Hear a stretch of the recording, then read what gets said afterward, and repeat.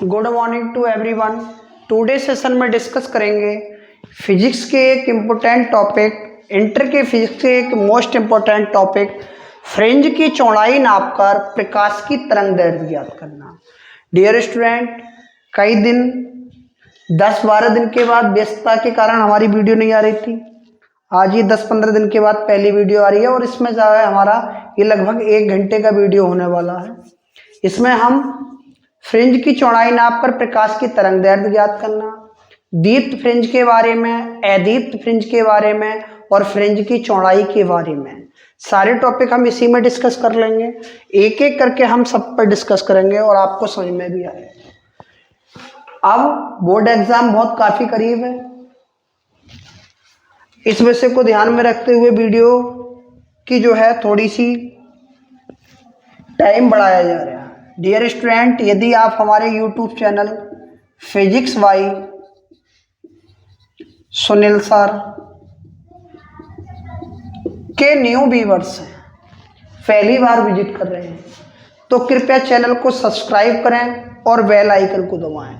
Bell icon को दबाने से क्या होगा, जो भी भविष्य में आने वाली वीडियो का नोटिफिकेशन होगा वो सबसे पहले आपके पास पहुंचेगा। और डियर स्टूडेंट, अपने मित्रों के साथ शेयर करें। आई होप ये वीडियो आपको एग्जाम के पॉइंट ऑफ व्यू से बहुत ही मोस्ट इम्पोर्टेंट रहने वाली है।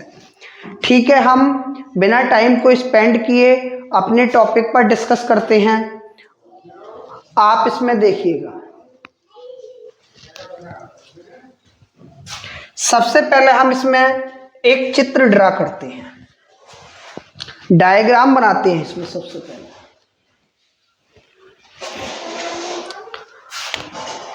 ये हमारा S एक प्रकाश स्रोत है जहां से प्रकाश को उत्पन्न करा जा रहा है।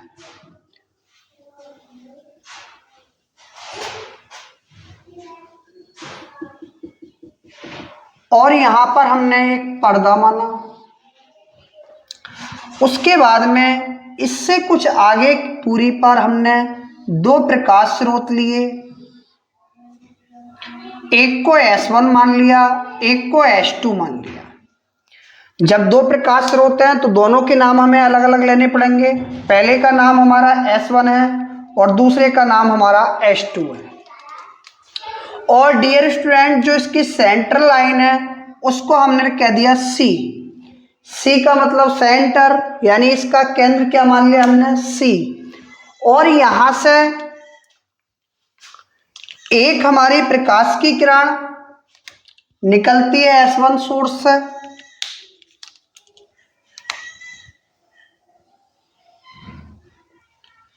जो कि हमारी बिंदु P पर जाकर मिलती है। बिंदु का मतलब P यानी पॉइंट, इसलिए P पर जाकर मिलती है। और एक हमारी किरण S2 से निकलती है और वो भी बिंदु P पर जाकर मिलती है। उसके बाद में हमारे माइंड में एक क्वेश्चन चलता है, एक रे को हम जो है सेंटर से डालते हैं, इसके केंद्र से, जो कि हमने डालने के बाद में जो सेंटर से अर्थात केंद्र से जो दूरी है, स्लिट से जो दूरी है, वो हमने ले ली दूरी D। कितनी दूरी ले ली हमने, D दूरी यहां से ले ली।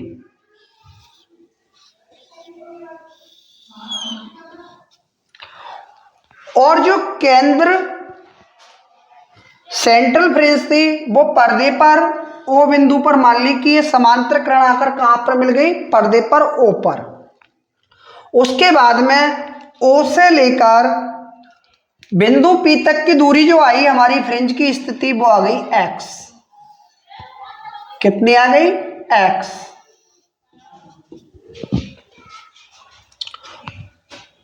और एक स्लिट से दूसरे स्लिट के बीच की दूरी हो गई हमारी स्मॉल d।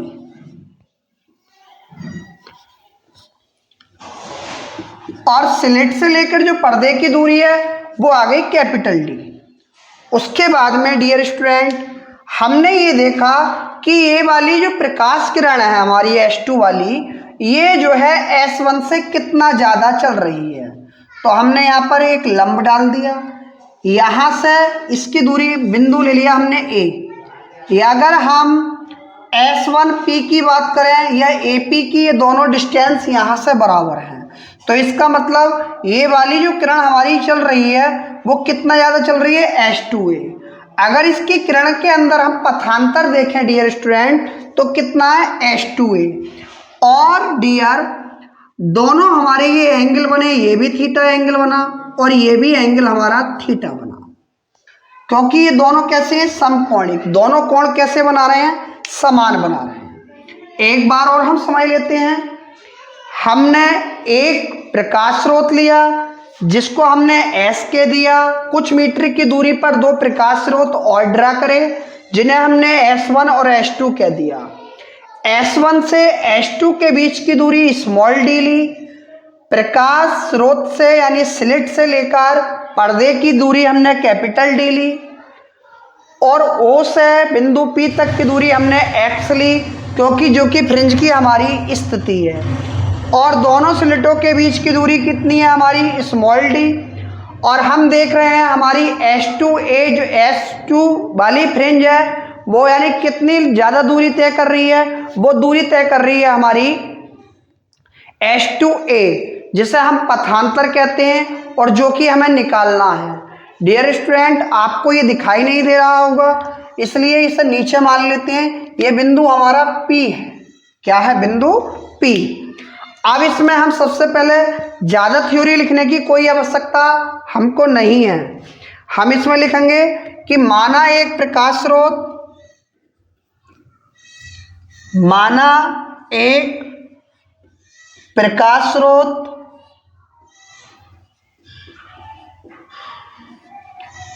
S है जो कि एक वर्णी प्रकाश से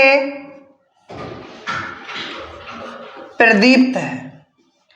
एक वर्णी का मतलब हो गया कि एक ही कलर के प्रकाश से प्रदीप्त है। इसके कुछ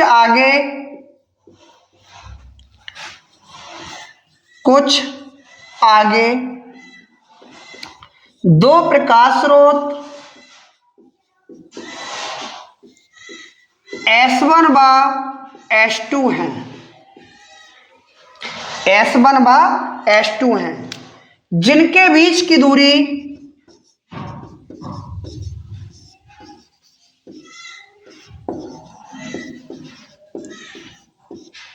स्मॉल d मीटर है, तथा बिंदु C से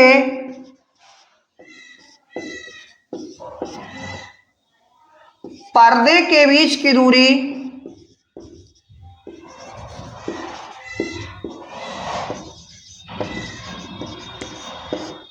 कैपिटल D मीटर है।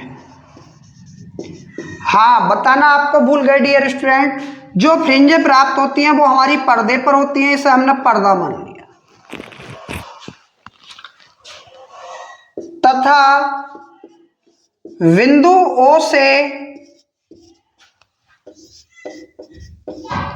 बिंदु P के बीच की दूरी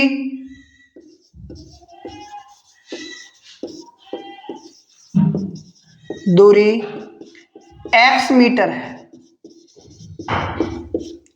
कितनी है, x मीटर है।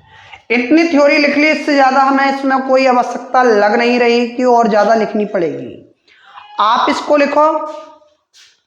मैंने बताया कि माना S एक प्रकाश स्रोत है जो कि एक वर्णी प्रकाश से प्रदीप्त है। एक वर्णी का मतलब हो गया एक कलर के प्रकाश से वो जो है हमारा प्रदीप्त है, अर्थात चमक रहा है। इसके कुछ आगे दो प्रकाश स्रोत हमने S1 व S2 लिए हैं, जिनके बीच की दूरी स्मॉल d है जो आपको दिखाई दे रही है, तथा बिंदु C से पर्दे के बीच की दूरी कैपिटल D है, तथा बिंदु O से बिंदु P तक की दूरी, P के बीच की दूरी क्या है, x मीटर है। अब हमें यहाँ पर जो निकालना है, सबसे पहले वो पथांतर निकालना है, अर्थात नीचे वाली किरण हमारी कितना ज्यादा मार्ग तय कर रही है, अर्थात पाथ डिफरेंस की यहाँ पर हमें बात करनी है। आप इसका स्क्रीनशॉट लो या वीडियो को स्किप करके रोक लो, क्योंकि ये जो टॉपिक है वो बोर्ड एग्जाम के पॉइंट ऑफ व्यू से बहुत ही इम्पोर्टेंट है। यहाँ से हमारा एक क्वेश्चन बनता है, क्वेश्चन बनने के साथ साथ इसके न्यूमेरिकल भी हमारे लिए बहुत ही वैल्यूबल होते हैं, और जब तक ये डेरिवेशन नहीं होगा तब तक हम कोई भी न्यूमेरिकल करने की किसी भी प्रकार की कोई संभावना नहीं होगी, क्योंकि वहां पर हम पूरी तरीके से उन दूरियों को डिफाइन नहीं कर पाएंगे कि कौन सा मान हमारा किसका है।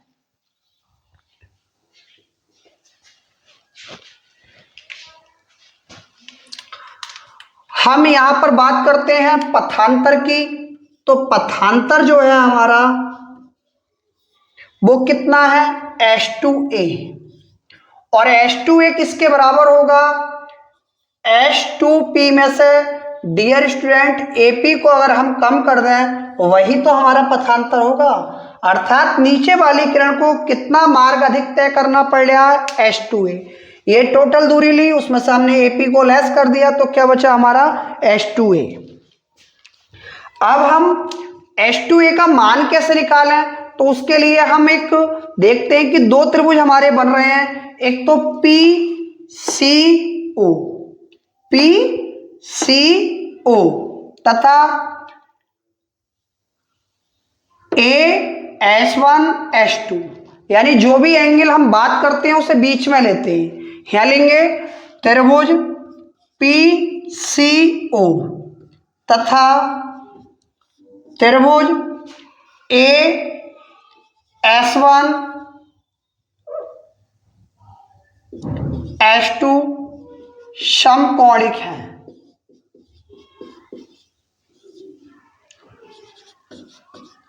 तब समकोणिक का मतलब है दोनों के कोण कैसे हैं, हमारे समान हैं, अर्थात दोनों के कोण कैसे हैं, बराबर, तभी तो समकोणिक कह रहे हैं।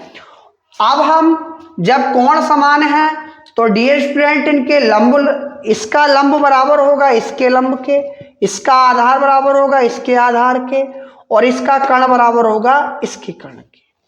तो हम दोनों के ही मान निकाल लेते हैं कि H2A ये क्या हुआ, एक प्रकार से लंब हुआ, तो वो किसके बराबर होगा, PO के या OP के।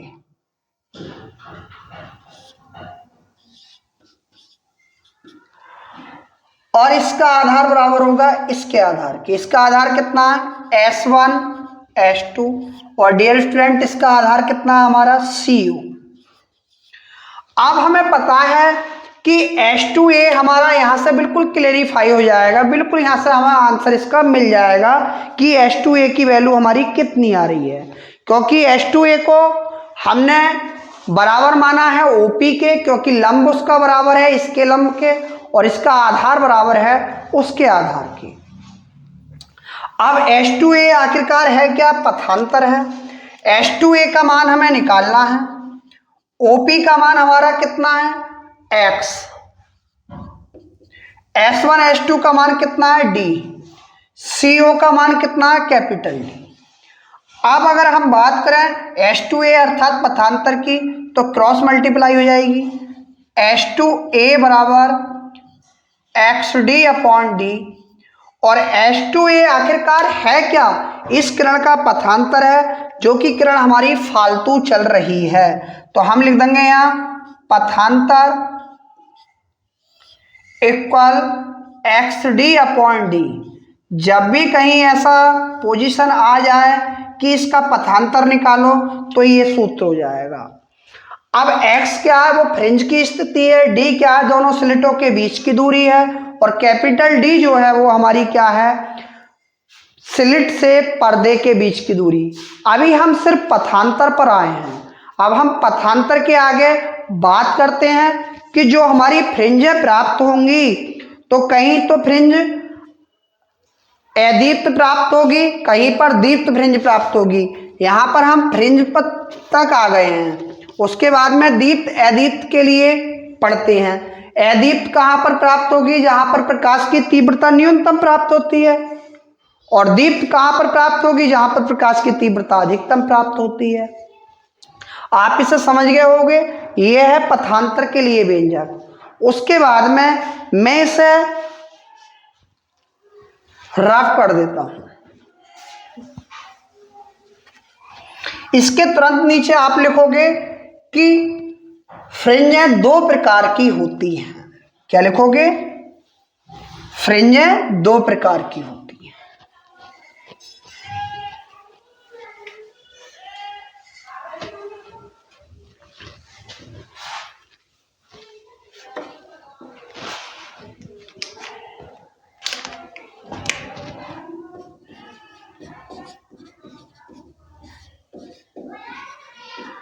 दो प्रकार की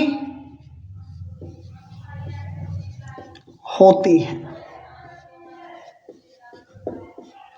नंबर एक, दीप्त फ्रिंज।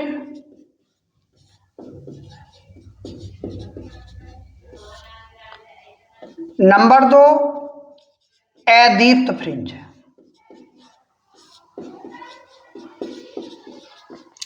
क्या क्या? नंबर एक हमारी दीप्त फ्रिंज है और नंबर दो हमारी अदीप्त फ्रिंज है। पहले हम दीप्त के बारे में डिस्कस कर लेते हैं, फिर हम अदीप्त के बारे में डिस्कस कर लेंगे, फिर उसके बाद में उनकी चौड़ाई के बारे में डिस्कस कर लेंगे कि इसकी हम चौड़ाई निकालते कैसे। ठीक है, हम पहले हेडिंग डालेंगे दीप्त फ्रिंज।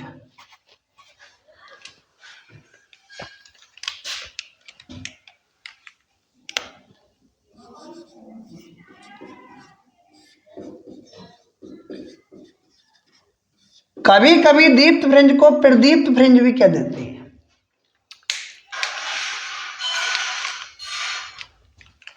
क्या कह देते हैं? प्रदीप्त फ्रिंज भी कह देते हैं।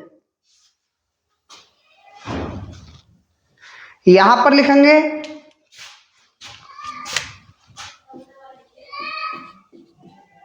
जिन बिंदुओं पर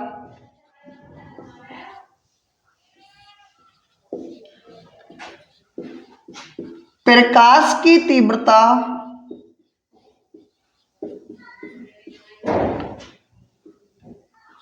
अधिकतम प्राप्त होती है,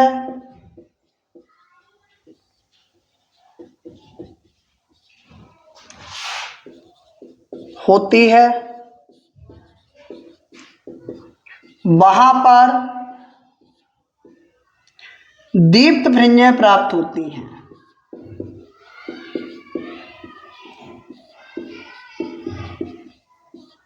दीप्त फ्रिंज प्राप्त होती है।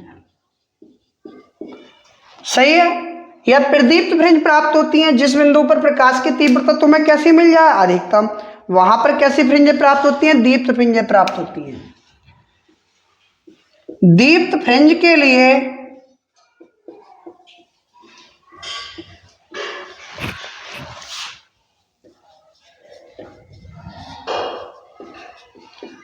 पथांतर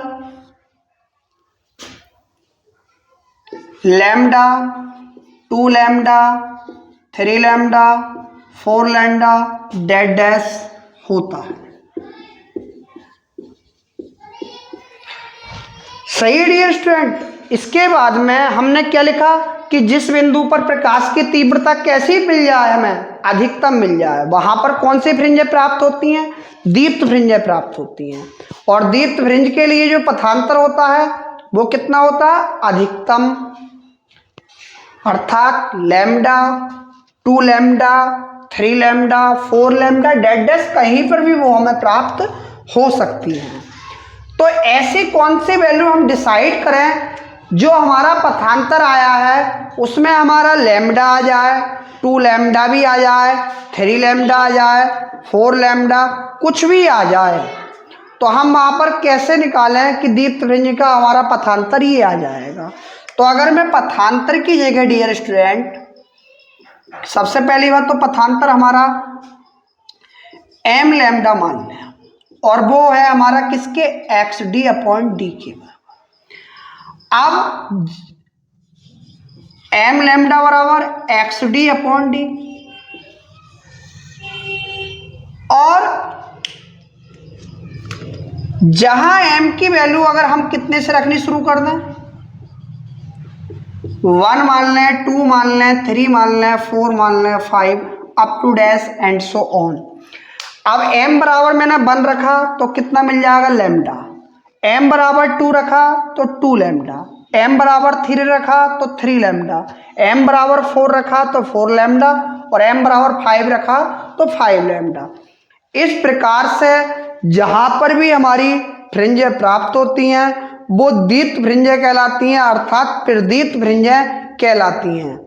प्रदीप्त फ्रिंजों के लिए क्या बता दिया हमने, प्रदीप्त के लिए बता दिया एम लैम्डा बराबर क्या हो जाएगा हमारा, एक्स डी अपॉन डी भी हो सकता है, होता है, हो नहीं सकता है।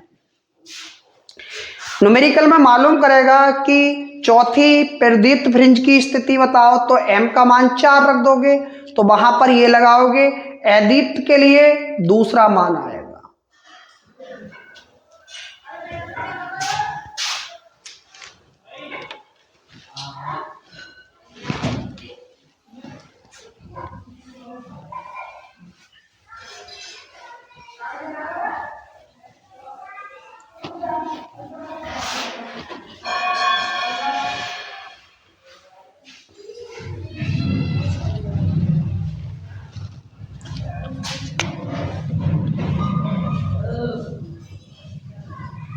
अदीप्त फ्रिंज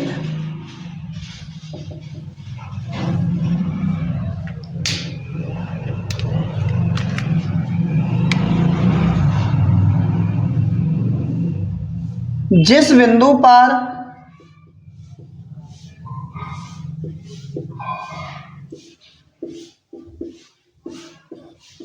प्रकाश की तीव्रता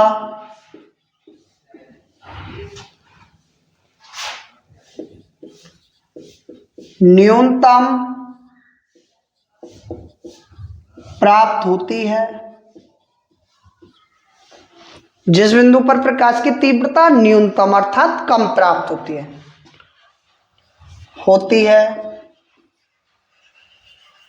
होती दो जगह लग गया, होती है, वहां पर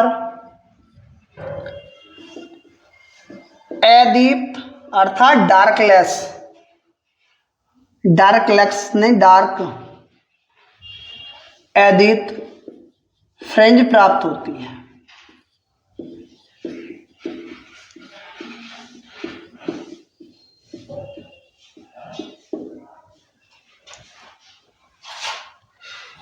अदीप्त फ्रिंज के लिए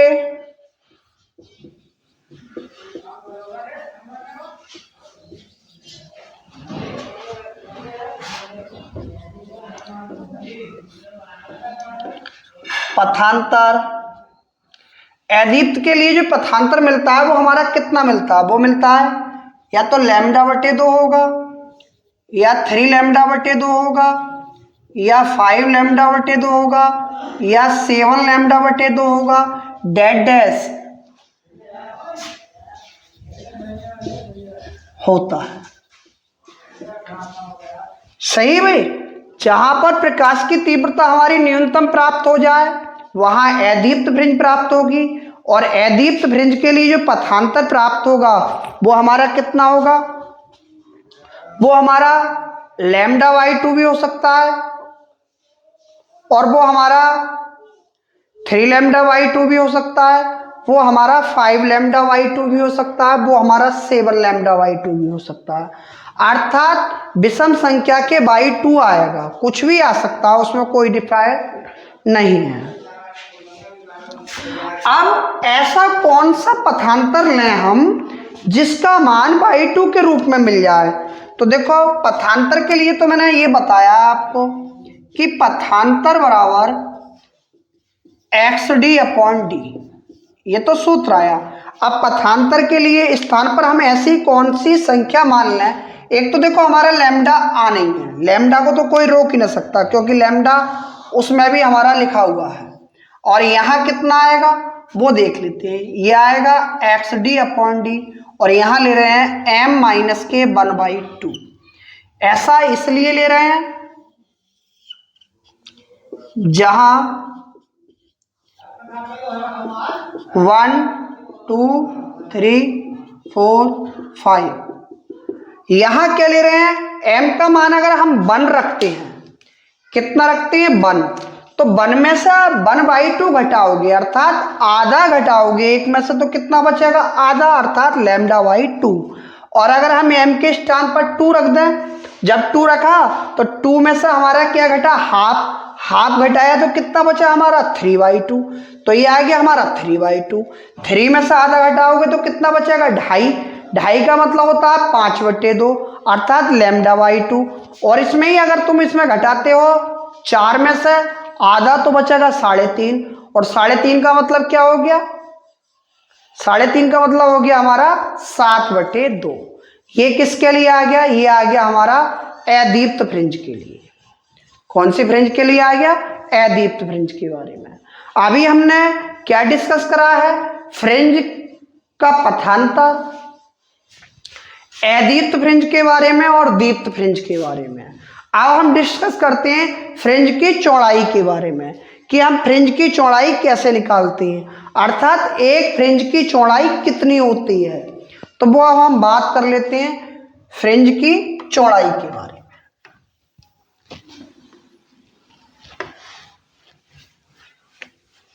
साथ के साथ नोट्स बनाओ। अब ऐसा है ना, बोर्ड एग्जाम करीब है, छोटी वीडियो से काम चलेगा नहीं, पूरा टॉपिक एक एक ही वीडियो में समाप्त करना है। और आपको ये लगता है कि स्लो पढ़ा रहे हैं तो आप इसमें स्पीड बढ़ाकर देख सकते हैं, बाकी ज़्यादा स्पीड करने की ज़रूरत नहीं है। साथ के साथ जब लिखोगे ना तब तुम्हें लगेगा कि स्पीड कम ही नहीं है। फ्रिंज की चौड़ाई, फ्रिंज की चौड़ाई हम कैसे निकालते हैं, विड्थ ऑफ फ्रिंज।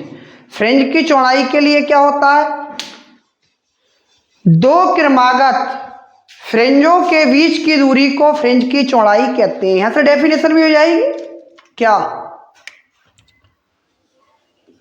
दो क्रमागत दीप्त फ्रिंजों के बीच की दूरी को फ्रिंज की चौड़ाई कहते हैं। इसे W से प्रदर्शित करते हैं।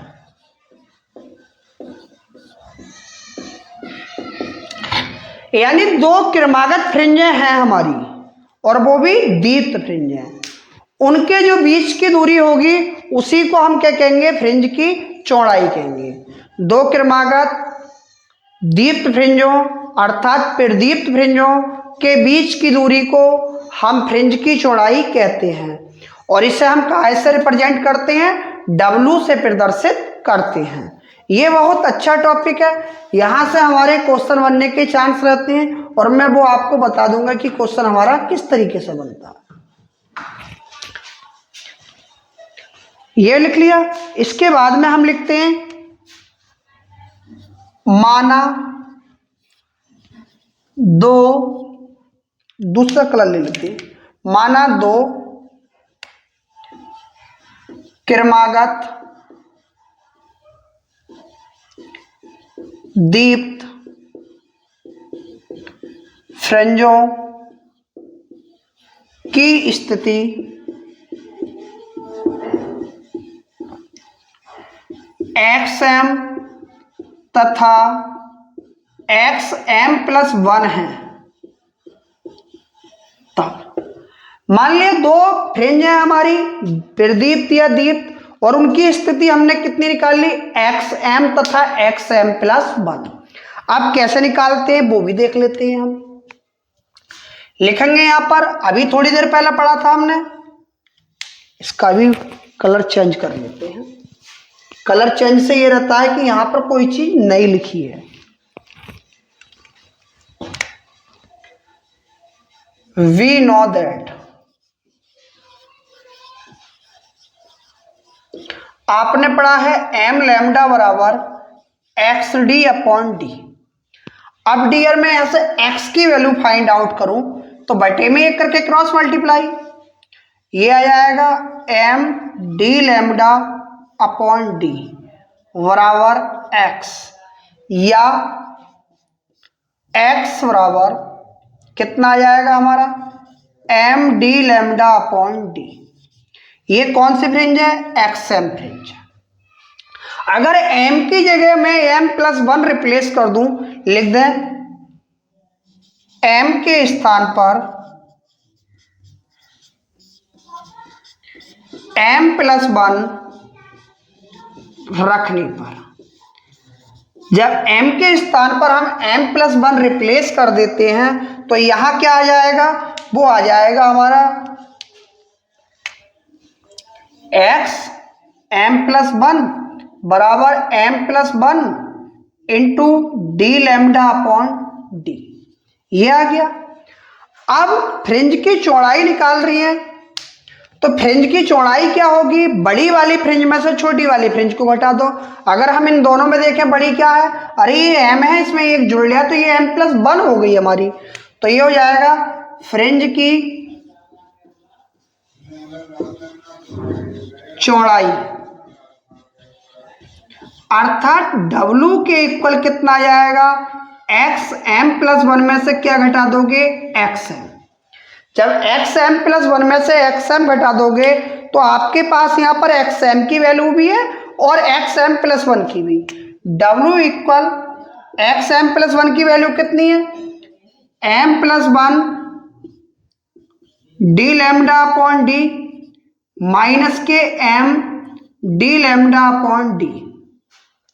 अब मैं d λ/d की मल्टीप्लाई m से भी कर दूं और 1 से भी कर दूं तो कितना आ जाएगा, W equal m d λ/d और 1 से करने पर क्या जाएगा, d λ/d minus m d λ/d। उसके बाद में डियर स्टूडेंट हम देख रहे हैं m d λ/d और आगे भी हमारा m d λ/d है। ये वाला प्लस का है, दूसरा वाला का है माइनस का। इसे हम क्या कर देते हैं, कैंसिल आउट कर देते हैं। जब हम कैंसिल आउट करेंगे तो इससे हमारा ये आ जाएगा कैंसिल, और यहां से W की जो रिजल्ट आया वो हमारा कितना है, W इक्वल d λ/d। कितना आया, d λ/d। इसके बाद में अगर इसने देखे कि हमारा ये क्या है, W तो फ्रिंज की चौड़ाई है,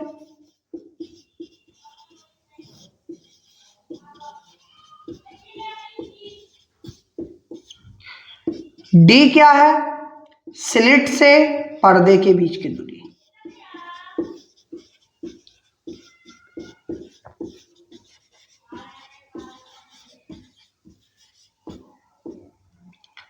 लैम्डा क्या है, तरंग है।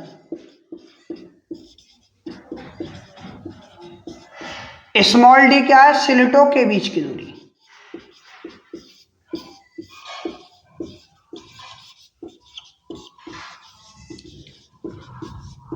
और सबसे मेन बात जो है वो यहां आकर मैं एक बात बता दूं आपको कि फ्रिंज की चौड़ाई भी लिखी होगी, दिक्कत जो आती है वो इन दोनों मानों को छांटने में आती है कि स्मॉल d का मान कौन सा है और कैपिटल D का मान कौन सा है। इसी वजह से मैं यहाँ एक न्यूमेरिकल भी अभी इसका करा दूंगा, उससे सारी चीज़ क्लियर हो जाएगी। तो मैं आपको बता देना चाहता हूँ, जो कैपिटल D की वैल्यू होगी वो ग्रेटर देन होगी किससे, स्मॉल d से। बिल्कुल क्लियर हो गया होगा कि अगर हमें ये देखना है दोनों d में से बड़ी d का मान कौन सा है और स्मॉल d का मान कौन सा है, तो तो हमें इसमें कोई भी प्रॉब्लम नहीं होगी। क्यों? क्योंकि जो मान बड़ा है वो बड़ी डी का और जो मान छोटा है वो छोटी डी का। एक बार और बता दूं मैं, फ्रिंज की चौड़ाई के लिए क्या है कि दो क्रमागत दीप्त फ्रिंजों के बीच की दूरी को हम क्या कहते हैं? फ्रिंज की चौड़ाई कहते हैं। इसे W से प्रदर्शित करते हैं। और माना दो दीप्त फ्रिंजों की स्थिति कौन कौन सी है? XM तथा XM+1 है। उसके बाद में वी नो दैट हमने ये निकाला था पथांतर में दीप्त फ्रिंज के लिए, m लैम्डा बराबर XD/D। तो x बराबर आएगा MD लैम्डा/D बराबर x। अब m भी फ्रिंज है तो हमने m मान लिया। m के स्थान पर हमने कितना रखा? m+1। तो m के स्थान पर जब हमने m+1 रखा तो वो आ गई हमारी m+1 भी फ्रिंज। उसके बाद में जब हम फ्रिंज की चौड़ाई निकाल रहे हैं तो क्या करेंगे? बड़ी फ्रिंज में से छोटी फ्रिंज को, जब बड़ी फ्रिंज इतनी बड़ी है छोटी है घटा दोगे तो वो फ्रिंज की चौड़ाई तो आ जाएगी। घटा दिया। फिर हमने यहाँ पर XM+1 का मान ये हैगा, XM का मान ये हैगा, D लैम्डा/D की मल्टीप्लाई करी, ये निगेटिव ये पॉजिटिव काट दिया। ये हमारा W इक्वल टू आ गया D लैम्डा/D। ये आ गया हमारा फ्रिंज की चौड़ाई के लिए सूत्र। आप इसका स्क्रीनशॉट ले आओ या इसे नोट करो। कुल मिला के ये बहुत इंपॉर्टेंट है। मैं इसके दो न्यूमेरिकल बताता हूं आपको, दोनों ही से पोजीशन हमारी क्लियर हो जाएगी कि किस तरीके के हमारे सवाल यहां पर बनते हैं।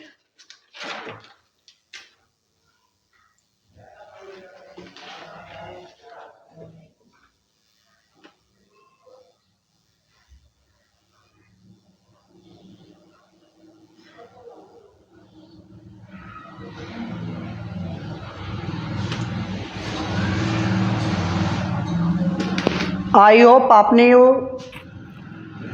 स्क्रीनशॉट ले लिया होगा या उतार लिया होगा। और अगर आपको कहीं पर समझ में नहीं आ रहा है तो वो मुझे आप कमेंट सेक्शन में लिख दें। और इसके बाद में एक मोस्ट इम्पोर्टेंट टॉपिक आने वाला है, वो भी 1 घंटे की वीडियो होगी। उसमें जो है आपका हाइगेंस की द्वितीयक तरंगिकाओं के आधार पर प्रकाश के परावर्तन और अपवर्तन के नियम की व्याख्या एक में होगी। उससे नेक्स्ट में होगा तुम्हारा आइंस्टीन का प्रकाश वैद्युत समीकरण, जो कि अपने आप में बहुत मोस्ट इंपोर्टेंट रोल अदा करता है बोर्ड एग्जाम की दृष्टि से। और हाई स्कूल की पूरी साइंस की वीडियो एक ही वीडियो में लेकर आऊंगा मैं, वो 2.5 से 3 घंटे की होगी। उसमें सारा फिजिक्स एक ही वीडियो में समाप्त हो जाएगा। अब मैं इसके एक न्यूमेरिकल करा देता हूं, 2 न्यूमेरिकल करा देंगे। चलो 2 न्यूमेरिकल की बात है तो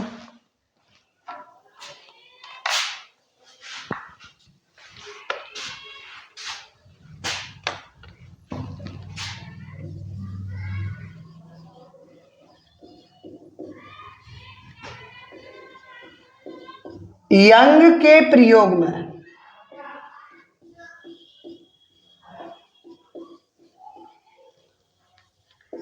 दो स्लिटों के बीच की दूरी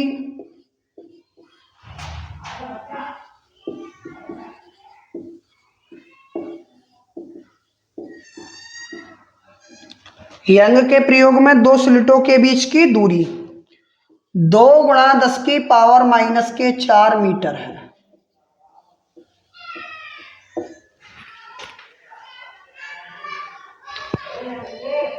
तथा इसकी तरंग दैर्ध्य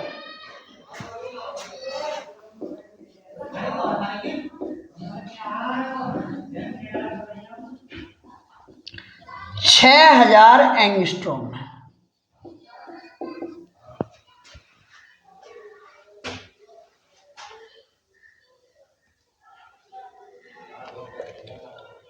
स्लिट से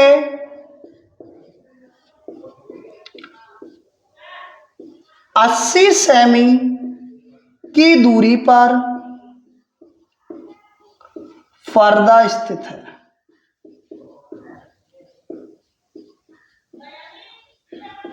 पर्दा स्थित है।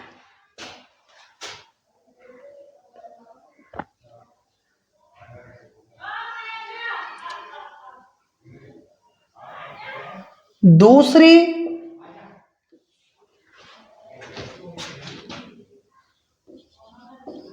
दीप्त फ्रिंज की स्थिति तथा तीसरी अदीप्त फ्रिंज की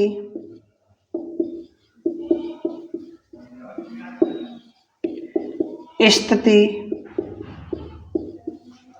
ज्ञात कीजिए।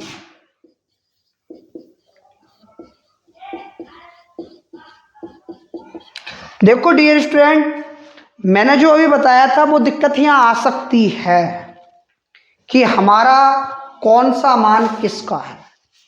मैंने लिखा है कि यंग के प्रयोग में, अर्थात दो स्लेट प्रयोग में दोनों स्लेटों के बीच की दूरी कितनी है, 2 × 10⁻⁴ मीटर है तथा 6000 तरंग दैर्घ्य 6000 एंगस्ट्रॉम है। स्लेट से 80 सेमी की दूरी पर पर्दा स्थित है। दूसरी दीप्त फ्रिंज की स्थिति तथा तीसरी अदीप्त फ्रिंज की स्थिति मुझे यहाँ निकालनी है। तो मैं यहाँ पर एक एक करके मान निकालना, सॉल्व करना शुरू करता हूँ कि किस किस चीज के मान हमें दे रखे। तो हम लिखते हैं सॉल्यूशन।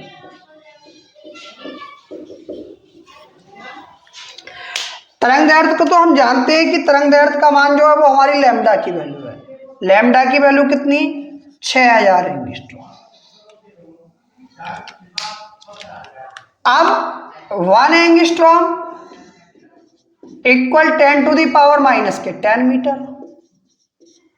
तो एंगस्ट्रॉम जहां है वहां लिख देंगे हम 6000 10⁻⁻10 मीटर। 1 2 3 लैम्डा बराबर 6 × 10⁻⁻7 मीटर। जी ये आ गई वैल्यू हमारी। उसके बाद में दोनों स्लेटों के बीच की दूरी कितनी है, 2 × 10⁻⁻4 मीटर। और ये कितना है, 80 सेमी। और सेमी को हम जब मीटर में चेंज करते हैं 10⁻⁻2 मीटर। अब अगर हम देखें यहाँ पर कि ये वैल्यू बड़ी है या ये वैल्यू बड़ी है, अरे ये तो -4 है तो ये तो कभी बड़ी हो ही नहीं सकती, यही वाली वैल्यू बड़ी है। जब बड़ी है तो ये बड़े डी का मान, ये छोटी है तो छोटे डी का मान। ऐसे यहाँ पर हम छांट लेते हैं कि कौन सी वैल्यू हमारी किसकी है। अब डियर स्टूडेंट, पहली कंडीशन में हमारी क्या पूछ रहा है कि दूसरी दीप्त फ्रिंज की स्थिति। दूसरी दीप्त फ्रिंज की स्थिति m बराबर 2, दूसरी दीप्त फ्रिंज की। अब दीप्त फ्रिंज के लिए मैंने क्या बताया है, m लैम्डा बराबर दीप्त फ्रिंज के लिए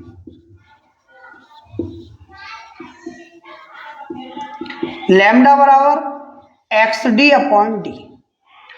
अब हम यहां क्रॉस मल्टीप्लाई करते हैं, m d λ/d बराबर x, या x बराबर m की वैल्यू 2, d का मान 80 × 10⁻⁻2, लैम्डा का मान 6 × 10⁻⁻7, स्मॉल d का मान है हमारा 2 × 10⁻⁻4। ये हमारा आ गया। अब कुछ चीज कैंसिल हो रही तो हम कैंसिल कर लो, आगे बढ़ाने की कोई आवश्यकता नहीं। जैसे 2 से 2 कैंसिल हो गए। अब मल्टीप्लाई करें 80 की 6 से, तो डियर स्टूडेंट हम इधर कर लेते हैं। x इक्वल 8 × 48, 0 तो 0 लगा दो। 10 टू दी पावर कितनी है डियर, 7 और 2 9, माइनस के 4 है, ऊपर जाके प्लस के 4, 480 × 10⁻⁻5, 1 2 2 के बाद हम पॉइंट लगा देंगे, 2 ऐड कर देंगे। x इक्वल टू 4.8 × 10⁻⁻3 मीटर, या इसे mm में भी चेंज कर सकते हैं, 4.8 mm। ये दूसरी दीप्त फ्रिंज की स्थिति आ गई, जो कि हमसे क्वेश्चन में मालूम करा है कि दूसरी दीप्त फ्रिंज की स्थिति क्या होगी, वो आ गई हमारी 4.8 mm। अब कह रहे हैं वो तीसरी अदीप्त वृंज की स्थिति, तो तीसरी के लिए अभी निकालेंगे हम। आप पहले इसे नोट कर लो या इसका स्क्रीनशॉट ले लो।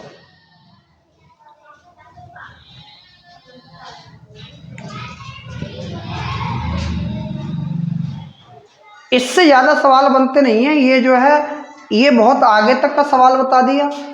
अब अदीप्त के लिए हमें क्या करना है, आपने स्क्रीनशॉट ले लिया होगा, इसे मिटा देते हैं। मान तो हमें अदीप्त में भी वही लगानी है, सिर्फ चेंजिंग ही तो करनी है, तो इन्हें मिटा देते हैं जो हमने दीप्त के लिए सॉल्यूशन करा है।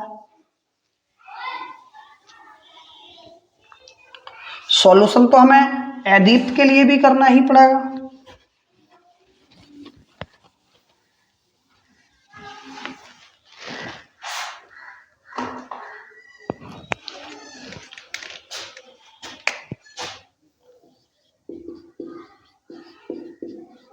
अदीप्त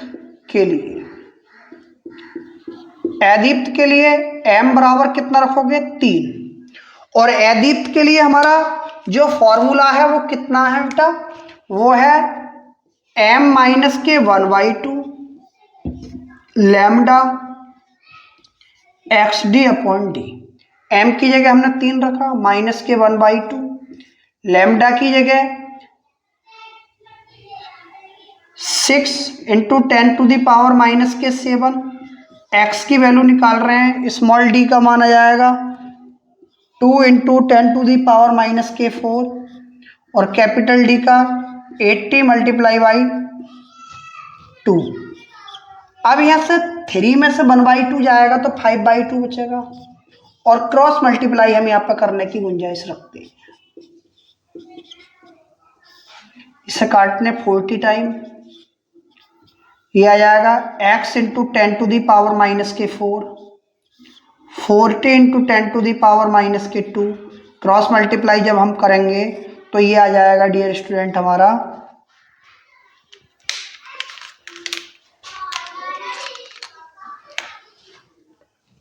5 × 6 10⁻⁻7 40 × 10⁻⁻2 अपॉन 2 × 10⁻⁻4 इक्वल x, कितने टाइम 3 टाइम।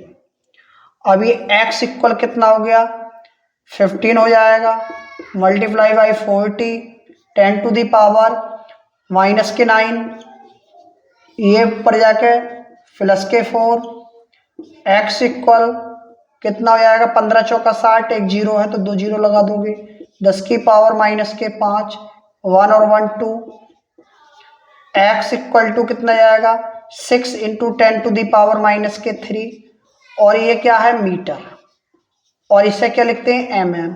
तो अदीप्त वृंज की जो स्थिति आ गई वो आ गई हमारी 6 mm।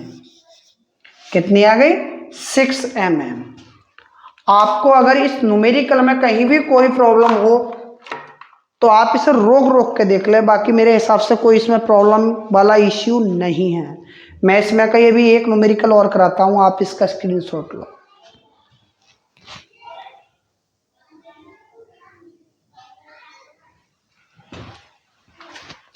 एक घंटे की क्लास मेरी पहली बार आई है, लग रहा है कितना टाइम हो गया।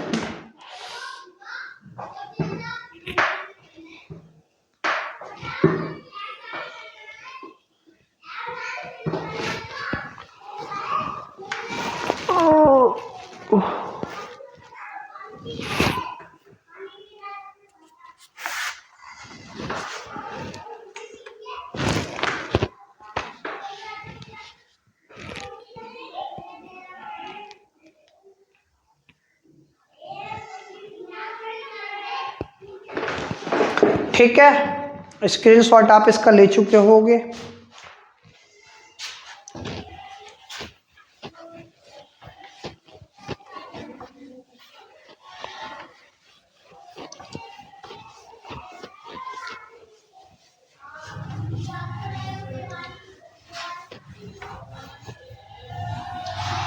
और अब त्योहारों का सीजन भी खत्म, वर्ल्ड कप का भी सीजन खत्म, कुल मिलाकर सिर्फ एक ही सीजन बचा है पढ़ाई का।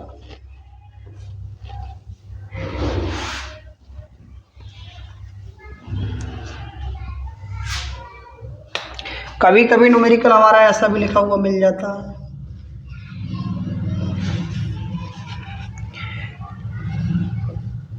यंग के दुई जर्री प्रयोग में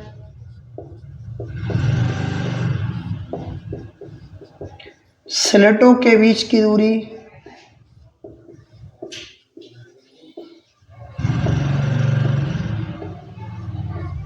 स्लेटों के बीच की दूरी 0.4 mm है।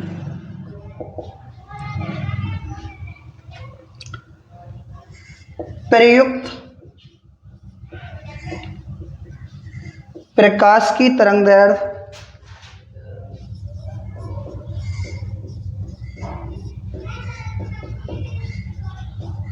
प्रयुक्त प्रकाश की तरंगदैर्घ्य 6000 एंगस्ट्रॉम है। मार्कर चेंज कर लेते हैं, थोड़ा डार्कनेस कम है।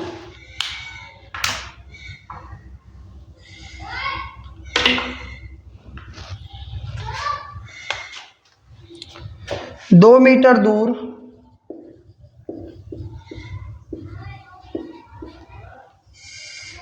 रखे पर्दे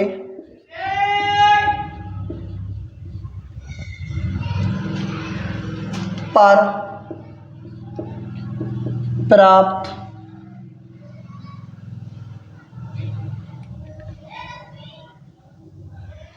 प्रतिरूप फ्रिंज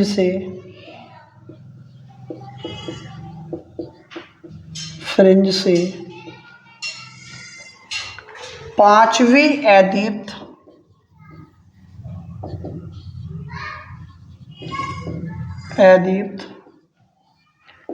फ्रिंज की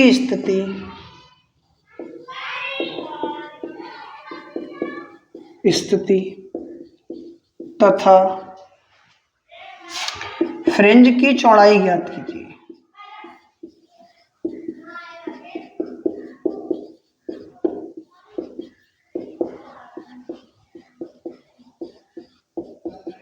पांचवी अदीप्त फ्रिंज की स्थिति और फ्रिंज की चौड़ाई ज्ञात करनी है। इसमें हमारा फ्रिंज की चौड़ाई वाला भी फॉर्मूला यूज हो जाएगा।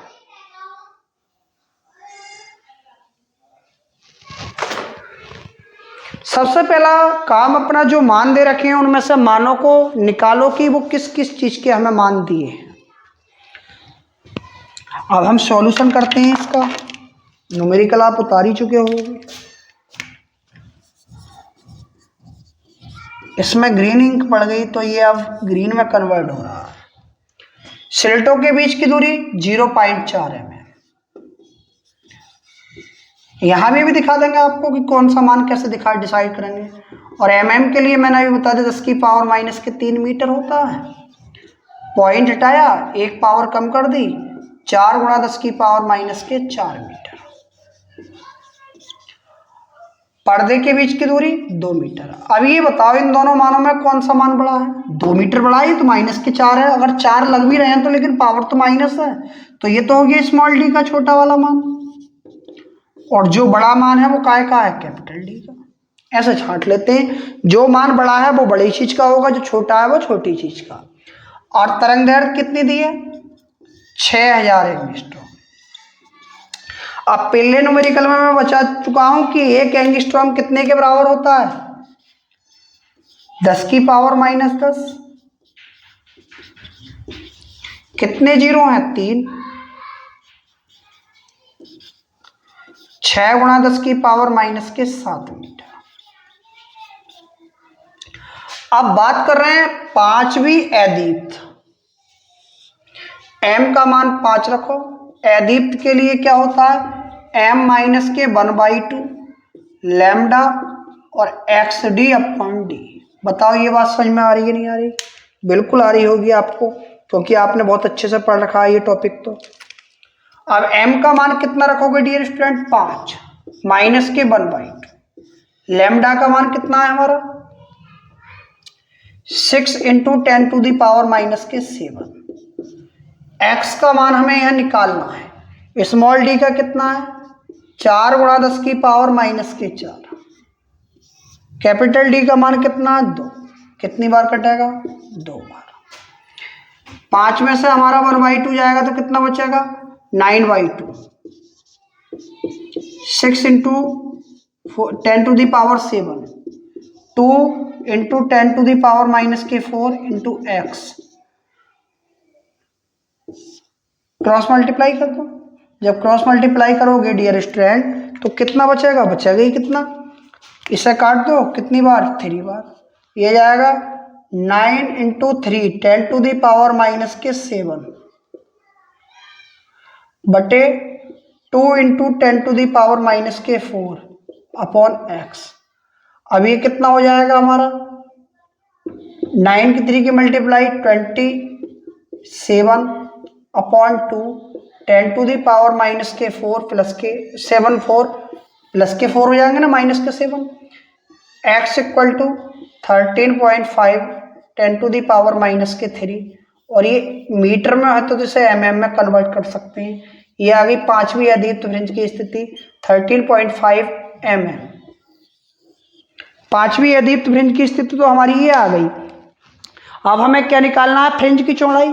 उसे अभी हम निकालते हैं, आप इसे नोट डाउन करो।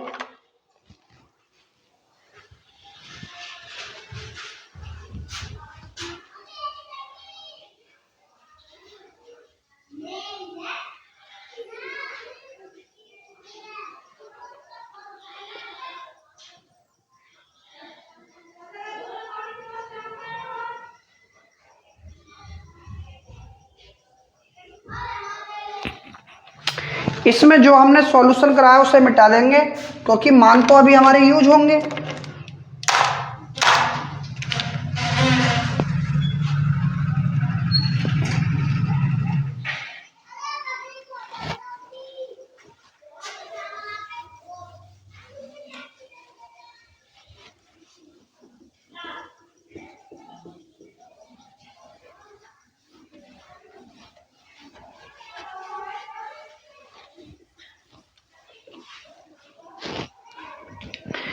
अब फ्रिंज की चौड़ाई के लिए क्या सूत्र लिखा था हमने? वो लिखा था डियर स्टूडेंट,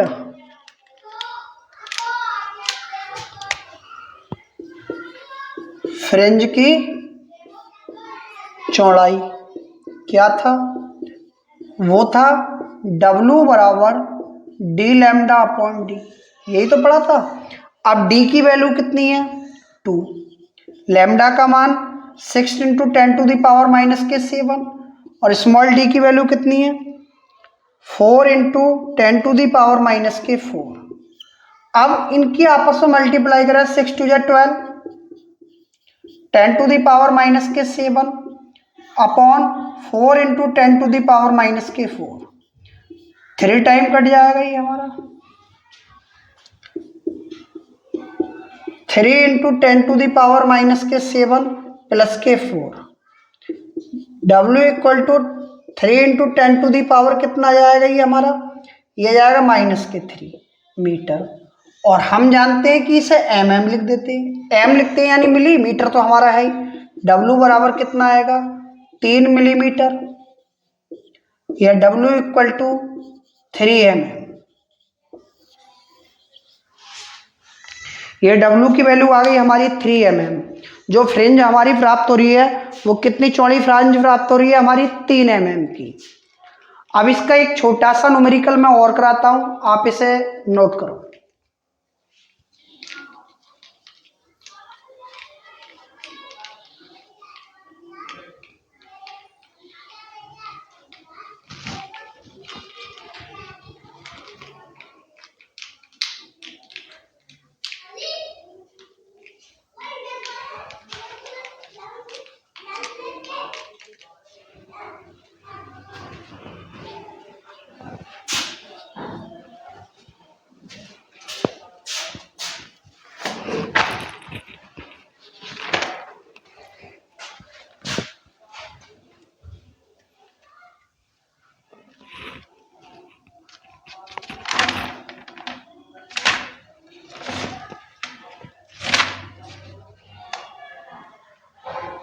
चलो इसी का एक ये करा देते हैं, थोड़ा सा बढ़ा देते हैं। इसे आप स्क्रीनशॉट ले चुके होंगे।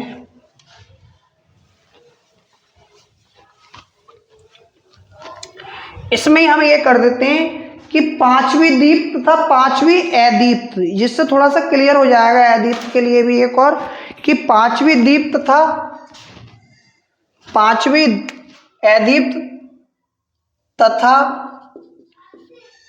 दीप्त फ्रिंज की स्थिति ज्ञात कीजिए। यानी पांचवी दीप्त निकालनी है और पांचवी अदीप्त निकालनी है। अदीप्त के बारे में तो हम डिस्कस कर चुके हैं, तो मान तो वही रहेंगे, स्मॉल डी की वैल्यू 0.4 mm को हम चेंज कर देंगे, पॉइंट हटाया, एक पावर कम कर दी, -4 मीटर। लैम्डा की वैल्यू 6000 एंगस्ट्रॉम है, इसे हम कन्वर्ट कर देंगे 6 × 10⁻⁻7 मीटर। और कैपिटल डी हमारा वही रहेगा 2 मीटर। अब दीप्त की बात करनी है, m लैम्डा बराबर xd/d आ जाएगा। m का मान कितना 5, 6 × 10⁻⁻7, x की वैल्यू हमें निकालनी है। स्मॉल d का मान कितना है 4 × 10⁻⁻4, कैपिटल D का मान कितना है 2। अब ये आ जाएगा हमारा 5 6 30, 10⁻⁻7, 2 × 10⁻⁻4 इंटू x, या x इक्वल 30/2 × 10⁻⁻4, क्योंकि हम जानते हैं ये काय में मल्टीप्लाई, ये कहाँ आएगा डिवाइड में। जब डिवाइड में पहुंचेगा तो कितनी बार 15 बार।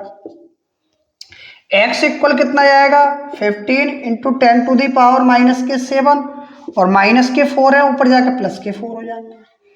x इक्वल 15 × 10⁻⁻ कितना -3 मीटर। फिर वही पोजीशन बन गई हमारी, x इक्वल टू 15 और m, यानी -3 को हम मिलीमीटर लिख देते हैं, तो ये आ गया हमारा कितना 15 मिलीमीटर, यानी 15 mm। अदीप्त और दीप्त के न्यूमेरिकल, ये कभी कभी सूत्र लगाने में ही दिक्कत हो जाती है, बाकी मैंने आपको तरीका ऐसा बता दिया इसमें कि इसमें हमें ये भी ज़्यादा भूलने की या उसकी संभावना इस वजह से नहीं बनती कि जो बड़ा मान है वो काय का होगा कैपिटल डी का, और जो स्मॉल मान है वो काय का होगा स्मॉल डी का। तो आज के हमने इस टॉपिक में क्या क्या डिस्कस करा है वो अभी हम लिखते हैं।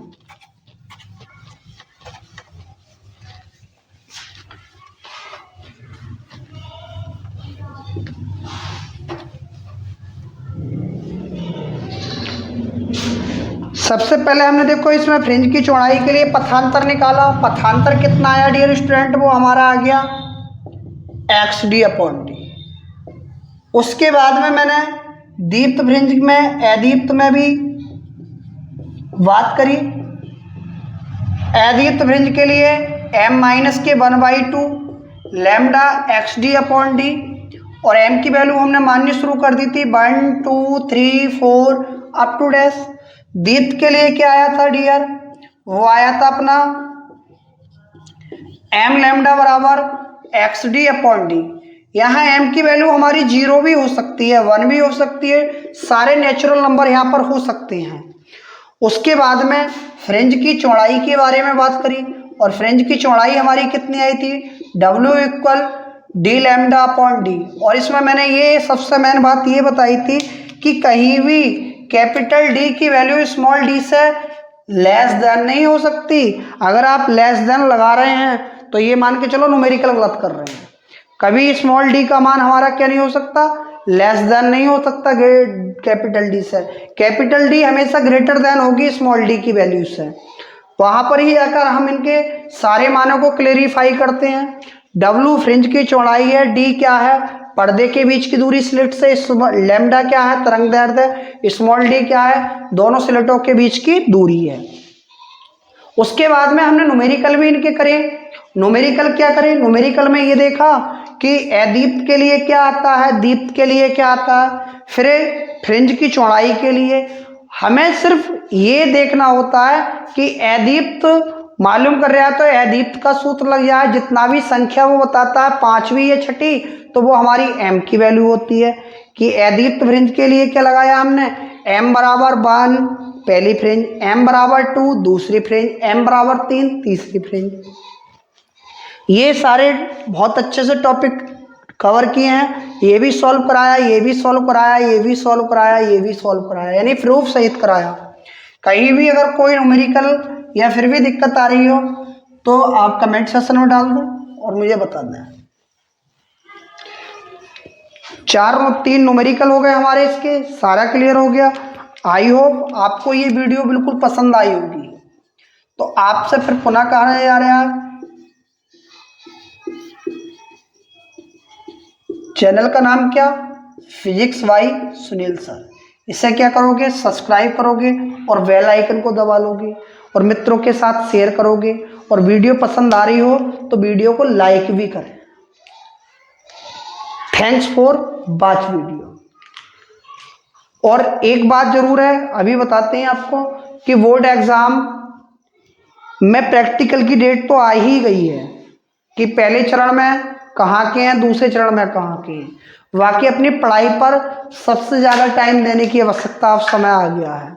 अगर अब भी समय नहीं दे सकते पढ़ाई के लिए तो ये मान के चलो आप अपने साथ बहुत कुछ गलत करने जा रहे हैं। सबसे ज़्यादा आपको फर्स्ट प्रिपरेशन अपनी पढ़ाई देनी है। पढ़ाई में हमें क्या पढ़ना है और क्या नहीं पढ़ना है वो लगातार आपको बताया जा रहा है। और 2 महीने के बाद जो आपको अच्छा लगे वो कर सकते हैं, बशर्ते आज आपको ज़रूरत है सिर्फ और सिर्फ पढ़ाई करने की। हर एक सब्जेक्ट को टाइम से पढ़ें। मान लो कि फिजिक्स को हम ज़्यादा टाइम दे रहे हैं, केमिस्ट्री को ज़्यादा टाइम दे रहे हैं, मैथ को टाइम ज़्यादा दे रहे हैं, तो आप टाइम भैया हिंदी को भी दो, क्योंकि हिंदी के भी नंबर परसेंटेज में वही रोल अदा करते हैं जो फिजिक्स या केमिस्ट्री की करते हैं। इंग्लिश के लिए भी टाइम दो, सारे सब्जेक्टों को टाइम दो। जो हार्ड सब्जेक्ट हमें लगते हैं उनके लिए कुछ टाइम ज़्यादा दो। आई होप आपको ये सारी बातें मेरी पसंद आई होंगी। तो वीडियो को लाइक करें, चैनल को सब्सक्राइब करें। Thanks for watch video.